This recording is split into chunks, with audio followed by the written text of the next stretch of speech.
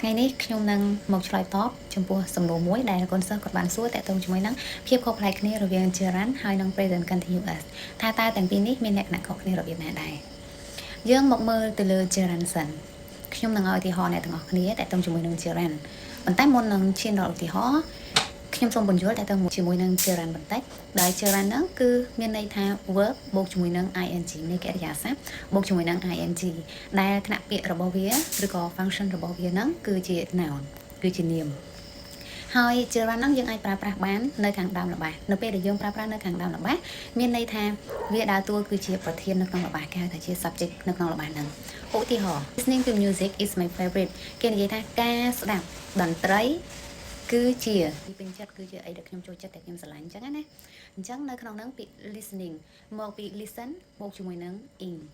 កន្លែងហ្នឹងណាអញ្ចឹងកិរិយាសព្ទ listen របស់យើងបូកជាមួយនឹង in នៅពេលនេះយើងប្រើប្រាស់នៅខាងដើមល្បះវាដើរតួទៅជា gerund ហើយ gerund នេះហើយដែលដើរតួនៅក្នុងល្បះហ្នឹងគឺជាប្រធាននៅក្នុងល្បះហើយក៏វាអាចនឹងជានាមបានដែរនៅក្នុងហ្នឹង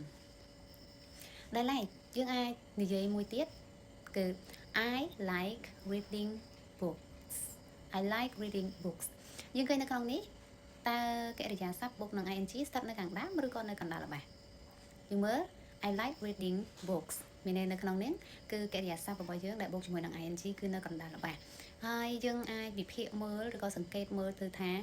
នៅខាងមុខពាក្យ reading គឺមានពាក្យ like ដែល like ហ្នឹងក៏ជាកិរិយាសព្ទដែរអញ្ចឹងមានន័យថាពាក្យ like កិរិយាសព្ទដែលយើងប្រើប្រាស់នៅខាងក្រោយ like គឺយើងមិនអាចប្រើ I like read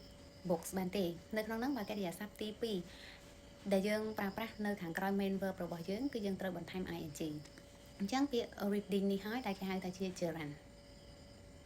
ដែលឡែកមួយវិញទៀតបើសិនជានៅក្នុងករណីយើងចង់និយាយតាក់ទងជាមួយនឹងភាពអ្វីមួយយើងអាចនិយាយបានថា my favorite hobby is reading books ឧទាហរណ៍ស្រដៀងជាមួយនឹងខាងលើដែរគ្រាន់តែយើងអាចនិយាយបានថា my favorite hobby is reading books នៅក្នុងហ្នឹងមិនមែនជា present continuous ទេដោយសារតែ subject របស់យើងនៅពេលនេះ my favorite hobby មានន័យការកំសាន្តការកំសាន្តជាទីពេញចិត្តរបស់ខ្ញុំហ្នឹងគឺនៅកន្លែងហ្នឹងហើយបូកជាមួយនឹង reading books អញ្ចឹង reading នៅត្រង់ហ្នឹងមិនមែនជា verb to be បូកជាមួយនឹង present continuous មានន័យកន្លែងហ្នឹងមិនមែនជា present continuous ទេគឺយើងនិយាយអំពីសកម្មភាពអ្វីមួយដែលជា general របស់យើងអញ្ចឹងកន្លែងហ្នឹងគឺ reading គឺជា gerundចំពោះ present continuous គេនិយាយបានថាជាបច្ចុប្បន្នកាលកំពុងបន្តមានន័យថាយើងនិយាយអំពីសកម្មភាពដែលកំពុងតែកើតឡើងនៅក្នុងពេលឥឡូវហ្នឹងនៅពេលដែលយើងកំពុងតែនិយាយហ្នឹងក៏ជា present continuous ដែរឧទាហរណ៍ I am speaking now ខ្ញុំកំពុងតែនិយាយក្នុងពេលឥឡូវហ្នឹងយើងមាន subject I របស់យើងបូកជាមួយនឹង verb to be I am ហើយយើងបូកជាមួយនឹងកិរិយាសព្ទបូកជាមួយនឹង ing